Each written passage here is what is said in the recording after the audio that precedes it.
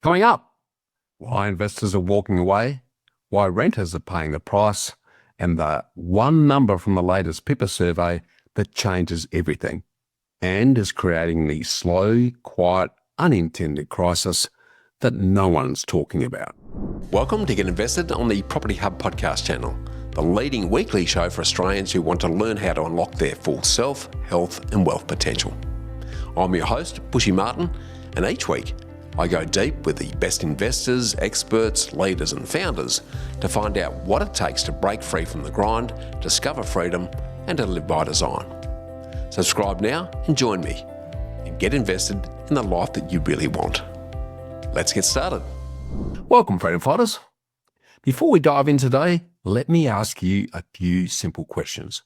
Questions that matter. Questions that will shape your financial future, whether you realise it or not. So here they are.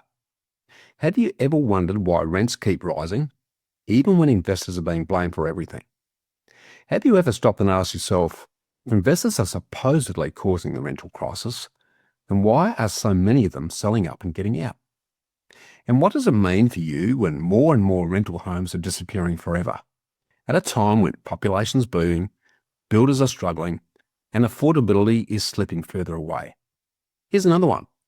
If governments say they want more rental stock, then why do their policies keep pushing the very people who supply that stock out of the market? Now let's go deeper. If you're a renter, do you know what happens to your chances of finding a home when over half of the properties sold by investors never return to the rental pool? If you're a homeowner, do you know how today's fear-driven commentary is shaping tomorrow's property values? And if you're an investor, have you asked yourself if the noise you're hearing is helping you or hurting you? And here's the final question. What if everything you've been told about the housing crisis isn't just incomplete, but completely backwards? Well, today we're going to answer all of those questions and more, because the latest Property Investment Professionals of Australia PIPA 2025 Investor Sentiment Survey has just dropped. And what it reveals isn't just surprising, it's game-changing. It rewrites the narrative. It exposes the myths. And it shows us what's really happening behind the headlines, behind the politics, and behind the panic. So let's pull back the curtain, let's separate fact from fiction, and let's get invested in the truth, which starts right here, right now, with this simple insight. Everyone's talking about a rental crisis, an affordability crisis, a housing crisis, and every second headline seems to be pointing the finger at investors. It's become a bit of a national pastime, this game of pin the tail on the investor donkey, where hard-working mum and dad investors, the quiet, unrepresented, easy targets, are always cast as the villains. But here's the truth. The numbers paint a very different picture, a picture that shows that investors aren't causing a rental crisis, they're copying it. And renters, believe it or not, are the ones paying the price. Because the brand new PIPA 2025 Investor Sentiment Survey reveals something huge, something most people never hear. Investors are selling in record numbers. Over 16% sold at least one property in the past 12 months, the highest level since the question was first asked back in 2022. Now, that number alone might not mean much until you look at what happens next, because when investors sell, only 42% of those properties actually stay in the rental market. The other 58% turn into homes for owner-occupiers or first-home buyers. Great for them, but for renters, it's like pulling chairs away from a game that was already short on chairs. And while all of this is happening, most investors, 65% of them in fact, have passed on just 10% of their rising costs to their tenants. Now let that sink in. Costs rising anywhere from 10 to 40%, but rents covering less than 10% of that. If investors were the greedy villains that people like to imagine, that wouldn't be happening. As I often say, when someone blames investors for rising rents, ask them to show the numbers. You'll hear crickets. So today, we're going to unpack what this survey really tells us. Not the headlines, not the hype, not the political spin, but the heartbeat, the real story of what's happening in the living rooms, the balance sheets, and the mindset of the everyday Aussies who supply almost all of the rental homes in this country. Because if you want to know where property is heading, you don't follow the fear, you follow the facts. So let's dive in. Here's the first big signal. Investors are leaving in growing numbers. Year after year, it's rising. In 2023, just over 12% sold. In 2024, just over 14%. And in 2025, now above 16%. That's not a wobble. That's not a random spike. That's a trend. A trend that's accelerating. Imagine if hospitals lost staff at that speed, or schools or police stations. We wouldn't call it a correction. We'd call it a crisis. And when rental providers leave, that's exactly what it is. Now here's the second big signal. And this one hits renters right between the eyes. When investors sell, more than half of those homes disappear from the rental market forever. Gone, just like that. And once a home becomes owner-occupied, it almost never comes back. As I like to say, you don't solve a shortage by shrinking the supply. That's like trying to fix a drought by draining the dam. You just can't shrink if you want to grow. This is the slow, quiet dismantling of the rental pool. Not caused by greed, not caused by speculation, caused by pressure. And that takes us to the third big signal, fear. Not fear of property, fear of policy. More than 53%, so over half of investors say they'd stop investing entirely if negative gearing was changed. Another 25% aren't sure what they'd do, which leaves barely 22%, or 1 in 5 investors, willing to continue. Now that's not a split, that's a cliff. The same with capital gains tax. If the CGT discount was slashed to 25%, 35% or over a third say they'd exit. Another 30-odd% aren't sure. Again, leaving only 36% saying that they'd stay in the game. So again, not a split, a cliff. And here's the kicker. Policies don't need to change to cause harm. They only need to be threatened. Talk alone is enough to spook the herd. Now the fourth major signal. Why are investors actually selling? 3 big reasons rise to the top. Reducing debt, rising compliance and holding costs, and big jumps in government charges like land tax. Holding costs alone for many investors have risen between 11 and 40%. So insurance, maintenance, minimum standards, council rates, strata, and all the little things that add up. But here's the incredible part. Even with all those costs rising, most investors, 65% of them in fact, pass on less than 10% of it to their tenants. Now, that's not the behaviour of greedy landlords. That's the behaviour of people absorbing pain to avoid causing pain. But there's only so long that you can hold your breath. That brings us smoothly into the fifth key signal. The pain isn't equal. Different states, different worlds. In Queensland, more than 35% of investors sold a property last year. Victoria, around 30%. Why?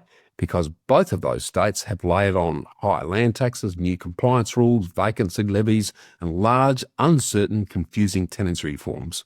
Meanwhile, New South Wales tells a very different story. Investor exit rates there fell from 25% to around 12%, a halving. What does that tell us? When policy stabilises, investors stabilise. Simple. And up at the city level, Melbourne saw investor sales rise, Brisbane too, Perth entered the list for the first time, Sydney softened massively. Different states, different settings, different outcomes. It's a reminder that property is a patchwork, not a single story. And the sixth signal? Confusion. And confusion is expensive because 64% of investors had no idea about Victoria's new vacant residential land tax. Now, if you're listening and thinking, what's that, Bushy? Well, under this rule, if a property is deemed vacant for more than 6 months, whether you're renovating, whether you're preparing it for rent, whether you're struggling to find a tenant, you can get hit with an extra tax on top of your rates, on top of your land tax, on top of your compliance costs. And 60% of investors say they only have a basic or limited knowledge of tenancy reforms across the country. Another 10% say they've heard nothing from their state government at all. As I often say, if governments want compliance, try communication. And finally, the seventh signal, a fragile kind of optimism. Despite everything, almost 60% of investors still believe now's a good time to buy. That's only a slight dip from last year. So long-term conviction remains strong. Short-term confidence, not so much. It's like saying, I trust the destination, I'm just not sure about the road conditions. Hope's not a strategy, but it's a pretty good compass. And that brings us into the final layer of the year-on-year shifts. Because what's most telling isn't the numbers by themselves, it's the direction that they're heading. The first shift, exit velocity is rising. 12%, then 14%, now 16%.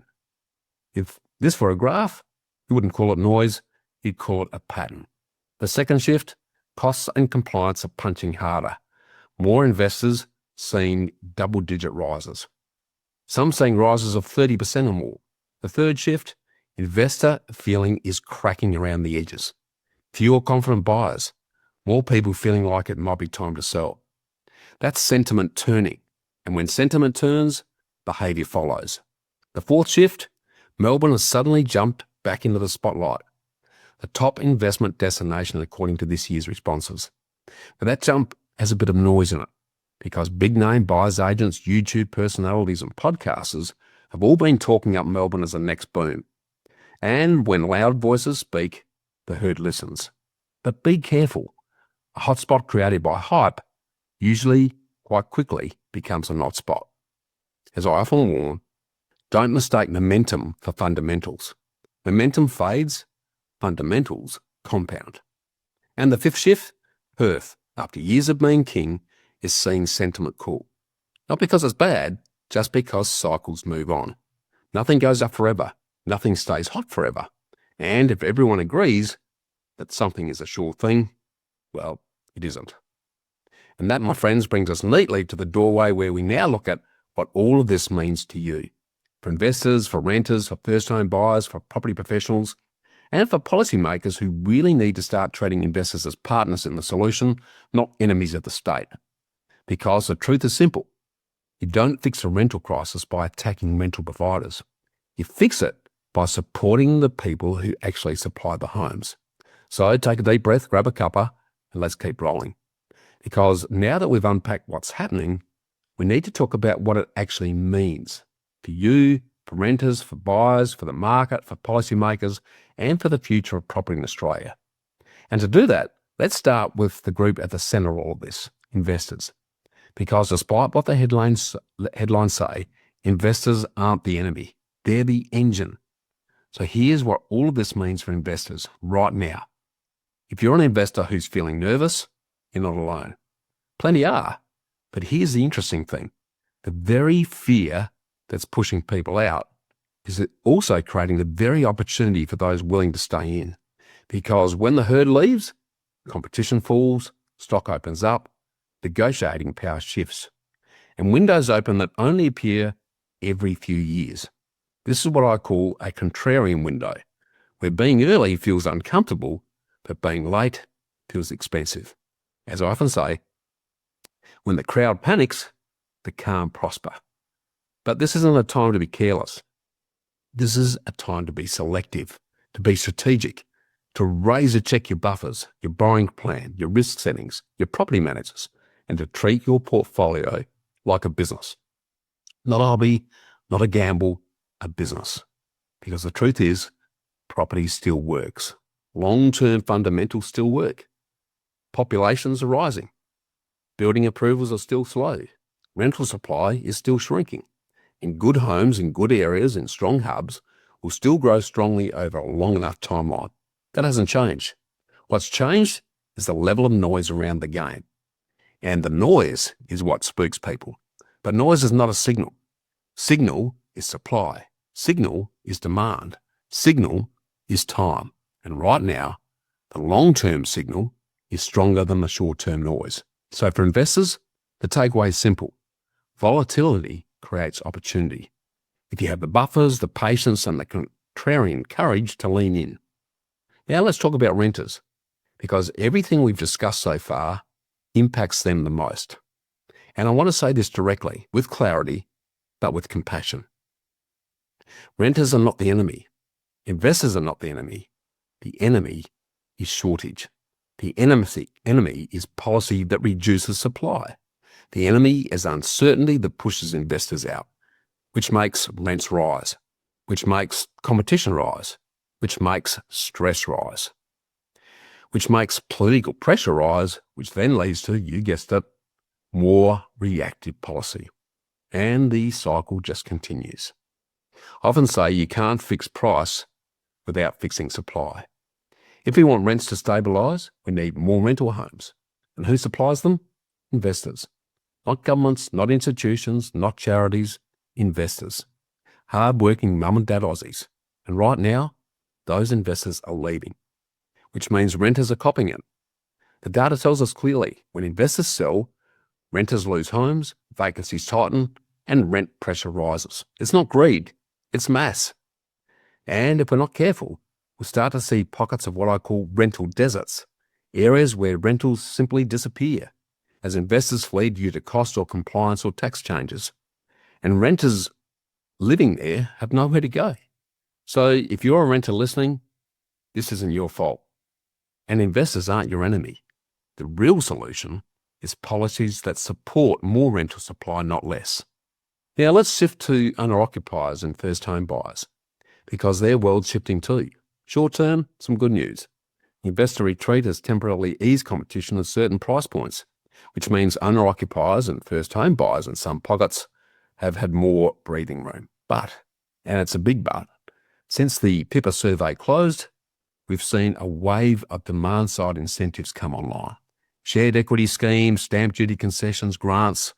These are well-intentioned, but as always, they increase demand without increasing supply, which means the affordability ladder just moves further away, just when people feel like they were getting closer. As I often say, you can't make homes more affordable by helping more people chase the same number of homes. It's like trying to put out a fire with petrol. It's the housing equivalent of giving everyone longer arms but not moving the cookie jar. Some grab the cookie, but most just smack the cupboard. And rising rents don't help either, because higher rents mean lower borrowing capacity, which makes saving slower, borrowing harder, and buying tougher. It's a bit of a housing catch-22. And unless supply improves, owner-occupiers and first-home buyers will remain stuck between rising rents and rising prices.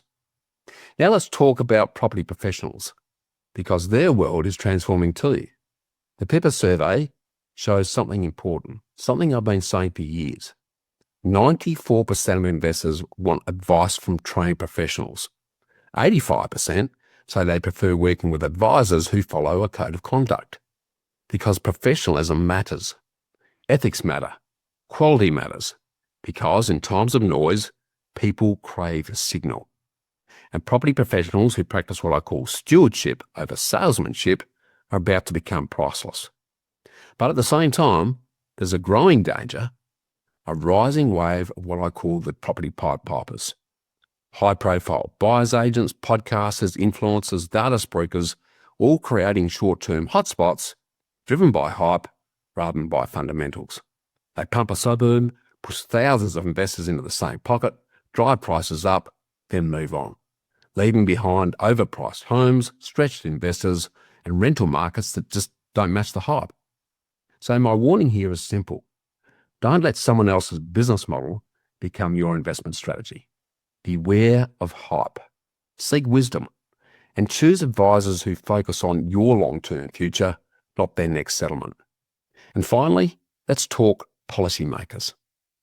I'm going to say this with honesty, with respect, but with firmness.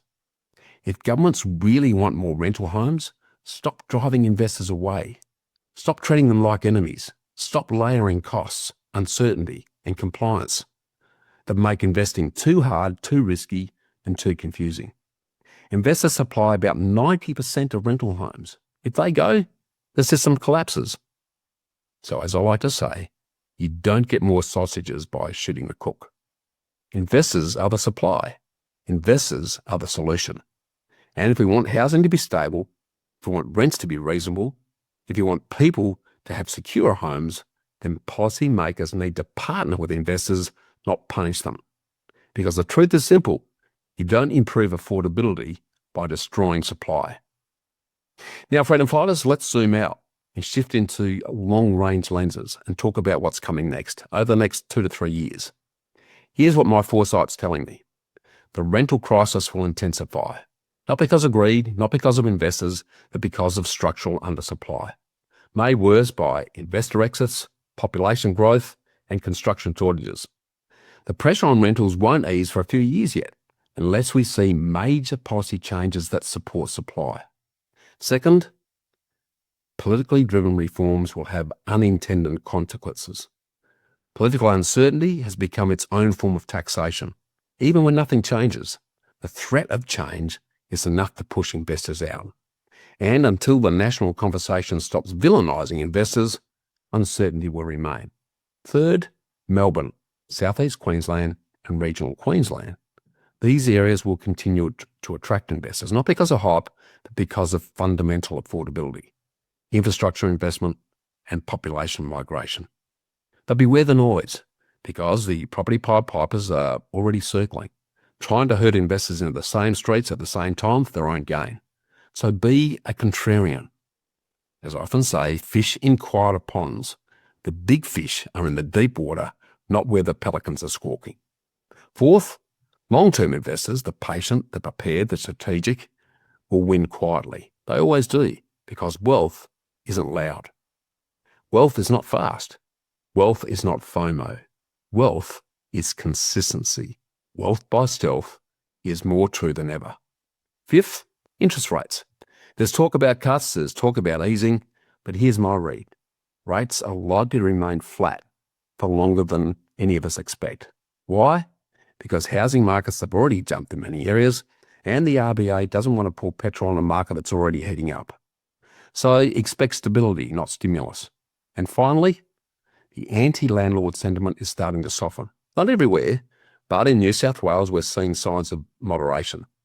A realisation that pushing investors out hurts renters. If that message spreads, we might see a healthier national conversation. Now, let's bring this home with some practical steps that you can take right now. I call it your Wealth by Stealth GPS, through the lens of my self, health, and wealth circles. Starting with self, your mindset, your resilience, your emotional strength. Because property investing is not about reacting, it's about responding. It's not about fear, it's about focus. So keep your head clear, stay curious, stay calm, trust the process, and as I say, don't let short-term emotions ruin a long-term plan. Next, health, your financial health. This is where I want you to revisit your preventative wealth vitamins that I talk about in my book, The Freedom Formula. It's about your buffers, your affordability, your risk settings, your diversification, your ongoing maintenance, your income to debt ratio, your safety nets. Stress test your portfolio, not just for interest rates, but for vacancy, compliance, unexpected repairs, and changes in legislation. Strong financial health is your shield. And then finally, wealth, your long-term compounding strategy. This is where the real magic happens. Lean into fundamentals, not fads. Choose suburbs with strong jobs, strong wages, strong infrastructure, and strong scarcity. Avoid the buyer's agent created hotspot hype cycles unless you're getting in very early. Based on fundamentals and not FOMO. Property's a long game, a compounding game, a patience game. And if you focus on the right assets at the right price and the right location, structured in the right way with the right buffers, time will do the heavy lifting for you. And now let's pull all of these threads together, because here's the big message from the PIPA 2025 survey. This is not a temporary wobble. This is structural. This is systematic. This is a market in transition. And while the noise is loud, the fundamentals are quietly strengthening. For investors, this is an opportunity, a chance to lean in when others are actually stepping back. For renters, it's a warning that supply must be rebuilt, not dismantled. For buyers, it's a reminder that timing matters less than strategy. And for policymakers, it's a wake-up call. Treat investors as your allies, not as your adversaries. And the rental crisis will then ease. But if we keep attacking the very people who supply the homes, the crisis will deepen. So as we close, let me leave you with a few thoughts from my favourite Bushy quote bank. And these actually capture the spirit of what we've actually talked about today. Be the contrarian who walks the quiet path, not the herd that rushes to the cliff. Confusion creates fear, clarity creates freedom. It's better to be roughly right than precisely wrong. And one of my favourites, before you spray yourself in steak sauce and walk into the lion's den, make sure the lion is actually hungry. Because in property, as in life, the loudest story is often not the truest one. And the truest story is patience, preparation, and playing the long game. Thanks for joining me for this deep dive. If you found it value, then let me know. Share it and send it to someone who needs some clarity. And before we wrap up, today's episode has stirred something in you. If it's opened your eyes or sparked a few questions, or made you realise you need clarity, direction, or a proper roadmap, then here's your next step options. Firstly, if you want to go deeper, you want to understand how all of this applies to you, to your situation, to your borrowing capacity, your portfolio and your freedom numbers, and your long-term strategy, then I invite you to book in a personal solution session with me. It's a dedicated one-on-one 60-minute deep dive where I'll help you cut through the noise, unlock your opportunities, and give you clarity in the sea of confusion. Just hit the link in the show notes or go to bushymartin.com.au/contact and click on the personal solution session link. Secondly, if you want to keep the conversation going, if you want to learn from like-minded investors, if you want a safe, confidential, supportive community where you can ask questions, share wins, and learn together and never be sold to, then join myself and Eddie T in our Property Hub Collective Facebook community. And again, the link's in the show notes. Come join us. It's free, it's supportive, and it's full of good people on the same journey. Thirdly, if you want to learn how to do property properly, if you want to get in a step-by-step system that Sonia and I have refined over decades as investors, strategists, finance brokers, property managers, being an architect, a project manager, an investor watchdog and guide dog, then join the waitlist for my upcoming soon-to-be-released Property Wealth Program. This will be the most comprehensive, practical, no-fluff property mentoring program that I've ever released. And the first 200 people on the waitlist will get a massive discount and the entire first module absolutely free. So jump in now and use the link in the show notes, or just head to bushymartin.com.au/programs and join the waitlist now. All right, freedom fighters, that's it from me today. So stay curious, stay courageous, stay contrarian, and as always, live by design, not by default. And make sure you always get invested. Thanks for tuning in to Get Invested on the Property Hub podcast channel, your home for property investment insights and inspiration. Make sure you subscribe to Property Hub for free. Get your weekly dose of Get Invested inspiration along with every episode of Realty Talk, Australia's top online property show for red-hot property investing news and insights direct from industry leaders and influencers. And finally, I'll see you next time.